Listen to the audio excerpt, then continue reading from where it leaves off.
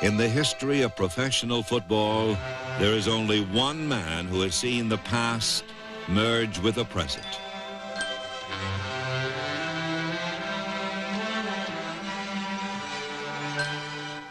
His name is George Stanley Halas, and he has devoted his life to the game for more than 60 years.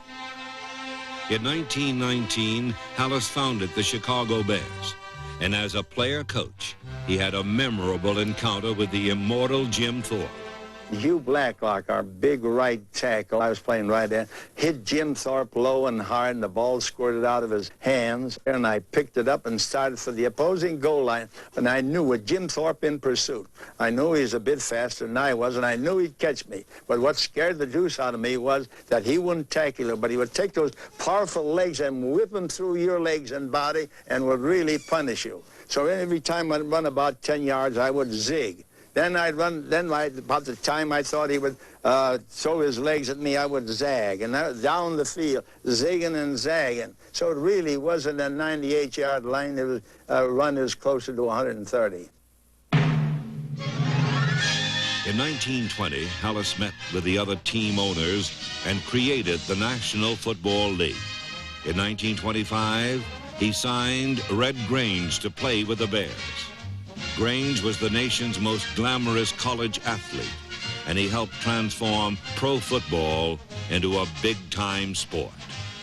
As pro football's popularity increased, Halas and the Bears became its standard bearer by fielding some of the greatest teams the game has ever known.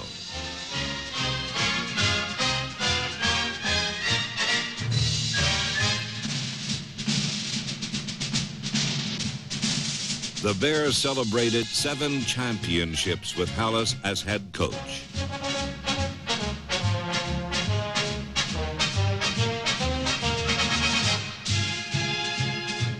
He won his first title when Woodrow Wilson was president, and his last when Lyndon Johnson was in office. The success of George Halas was due to his total dedication to the sport he loved.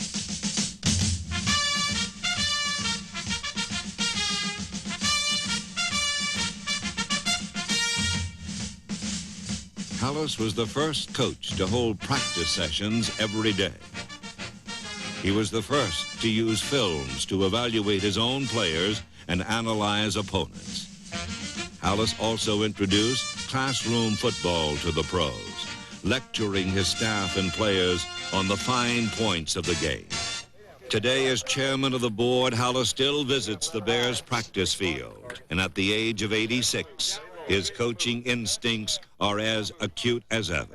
Let's see the way you carry that ball. That's right. As long as you get in that, they can't knock that thing. That's the most important thing right there.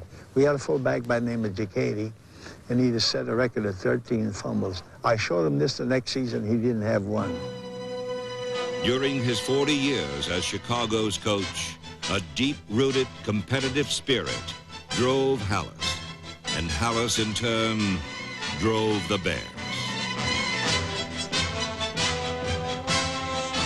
Halas infused the Bears with his own fire, and he turned out some of the game's greatest talent.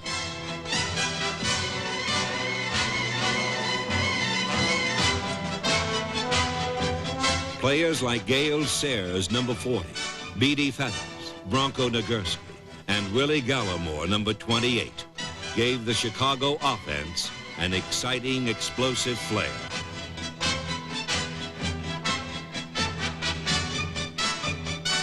But the true Halas identity was revealed in the monsters of the Midway, men who wore their nickname like a badge of honor.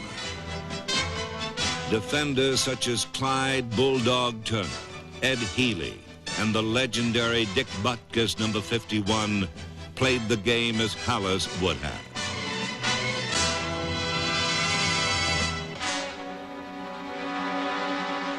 No team so clearly reflected the personality of its coach as the Chicago Bears.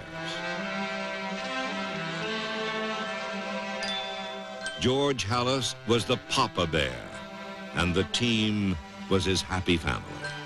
Everything I have today, all my possessions, I would have one man. That's George Halas.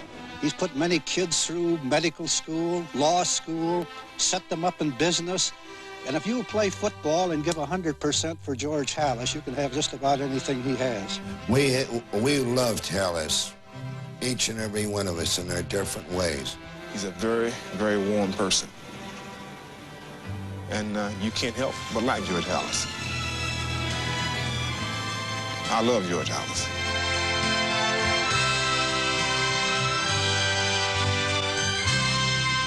Leaving his love in the men he made champions, leaving his spirit on the fields he conquered. George Halas and pro football are one and the same, inseparable. The great Vince Lombardi once said of him, "There is only one man I embrace when we meet, and only one I call coach."